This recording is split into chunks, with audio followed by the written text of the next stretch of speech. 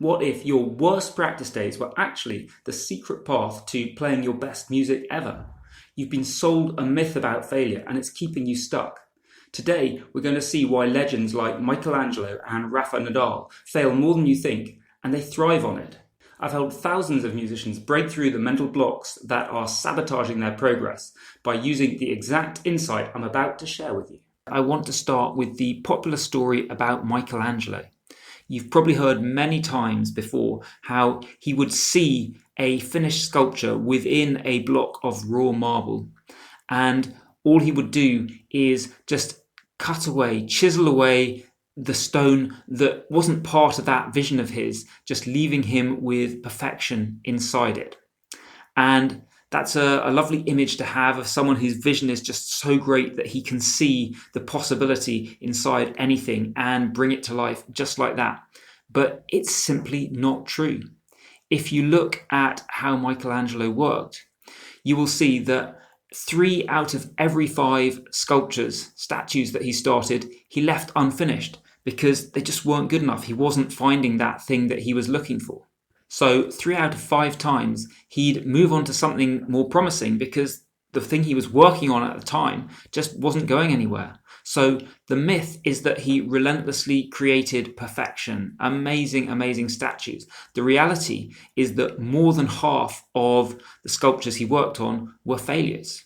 So imagine if you can take that same idea and apply it to your music practice, to your music performances. Even if you are one of the greatest artists of all time, like Michelangelo, you should know that you're still not going to have a breakthrough practice session every time. You're still not going to turn up to every performance and expect it to be a masterpiece. That is just not realistic. It's not realistic for some of the greatest in the world. It's not realistic for any of us. So just change your attitude about that. See that some things are going to be failures, as you might put it, and of course that this is not actually the right term. They're not failures. They are important parts of the road to success. And you simply won't get those masterpieces, those breakthrough practice sessions and those amazing performances without some of the ones that aren't so good. It's simply not possible to have one without the other. Embrace the whole lot and know in advance that this is going to happen and that's okay. Now, there's lots more stories that I could tell you that illustrate similar points. And hopefully, now that you're aware of this, you will start to notice things like this just popping up in the world around you, since I've kind of put this idea in your mind. But there's one more story I want to share with you here to, hammer it home a bit more and to give a slightly different angle on some things. And that is the story of one of my favorite tennis players, Rafael Nadal. Now, the number 1 tennis player in the world in any given year will typically still only win 55% of the points they play. So not a lot more than half. But Rafael Nadal, if you look at his record at the French Open, that is one of the most dominant just available in sport. He has won 98% of the matches that he's played there. Incredible record. And yet, even like that, he has still won less than 57% of the points that he's played. This was analysis from a while back. It may not be that anymore, but consider that. This is someone, the most dominant player at a single tournament of all time. He wins 98% of the matches and yet less than 57% of all the points he played. So imagine how that feels to him. Here he is, one of the greatest, in total control, and 57% is not far from 50%. It's not far from half and half. To your brain, if you are Rafa, it is going to feel like you are losing pretty much as many points as you win. And yet somehow he is okay with this. He stays positive. He still believes in himself. That's one of those greatest strengths and that makes him the player he is. Believes in himself as being an amazing player, one of the greatest, even as his brain is telling him you're losing half these points. So let's bring this back to music again. It's not just knowing in advance, like Michelangelo, that you'll have failures as well as successes.